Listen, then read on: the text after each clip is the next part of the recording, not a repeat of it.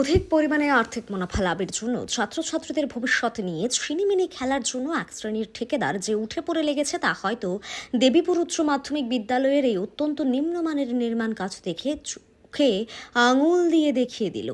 কমলাসাগর বিধানসভা কেন্দ্রের অন্তর্গত দেবীপুর উচ্চ মাধ্যমিক বিদ্যালয়ে ছাত্রছাত্রীদের পড়াশোনার জন্য নতুন পাকা ঘর নির্মাণ করা হচ্ছে। দ্বিতল বিশিষ্ট 4টি কক্ষের জন্য শিক্ষা দপ্তর থেকে 93 লক্ষ টাকা বরাদ্দ করা হয়েছে। এই নির্মাণ কাজের বরাত পায় ঠিকাদার সুজিত শুক্ল দাস। অভিযোগ, নির্মাণ কাজের শুরু থেকেই তিনি চরম দুর্নীতি চালিয়ে যাচ্ছেন এই নির্মাণ কাজ নিয়ে।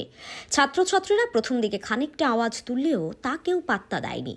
বৃহস্পতিবার সকালে স্থানীয় বেশ কয়েকজন যুবক এই বিদ্যালয়ে যায়। ডিওয়াইএফআই এর কমলাসাগর অঞ্চল সম্পাদক রাজেশ দত্ত, গণমুক্তি পরিষদের নেতা মধু দেববর্মা, ছাত্র সংগঠনের নেতা দীপঙ্কর দাস সহ আরো অনেকেই এদিন এই বিদ্যালয়ে আসেন। তাদের বক্তব্য, সম্পূর্ণ নিম্নমানের কাজ হচ্ছে এখানে। ধাক্কা দিলেই ভেঙে পড়ছে এই নবনির্মিত পাকা দেওয়াল। যেভাবে ছাদ দেওয়া হয়েছে তা বিজ্ঞানসম্মত নয় বলে অভিযোগ করেন তারা। এই ছাদও যে কোনো মুহূর্তে মাথার ওপর ভেঙে পড়তে পারে।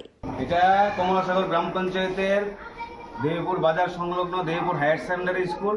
এখানে একটা নতুন বিল্ডিং হচ্ছে। এই নতুন বিল্ডিংয়ে যে 2 নম্বরই কাজ করছে কন্ট্রাক্টর বা যারাই হোক, ছাদের নিচে হুড়মুড়িয়ে গাঁথনি ভেঙে যাচ্ছে। এটা অবাক করার বিষয়, এরকম কাজ আমরা অতীতে কোনো সময় দেখিনি। আমরা বিআইএফ কমলাসাগর অঞ্চল কমিটি আমাদের নজরে এই বিষয়টা এসেছে, আমরা সরজমিনে এসেছি। আমরা এর তীব্র নিন্দা জানাচ্ছি এবং অবিলম্বে এই কাজ বন্ধ করে নতুন করে সুন্দর করে কাজ করার জন্য আহ্বান জানাচ্ছি। এখানে এসে আমরা এসএমসি কমিটির চেয়ারম্যানের সাথে কথা বলেছি, আমরা যে পঞ্চায়েত পরিচালনা করে ওদের সাথে কথা বলেছি, তাদেরকে এখানে এসে এই কাজ দেখার জন্য আহ্বান জানিয়েছি। আমরা ডিএফ বিগত কয়েক বছর ধরে যে অভিযোগ আমরা তুলছি যে এই রাজ্যটা দুর্নীতিতে, এই প্রশাসনটা জর্জরিত, তা আজকে দিনের আলোর মতো স্পষ্ট। গত 5 তারিখ আমরা ডিএম অফিসে অভিযান করেছিলাম এবং 3 দফা দাবির মধ্যে একটি মুখ্য দাবি ছিল দুর্নীতি।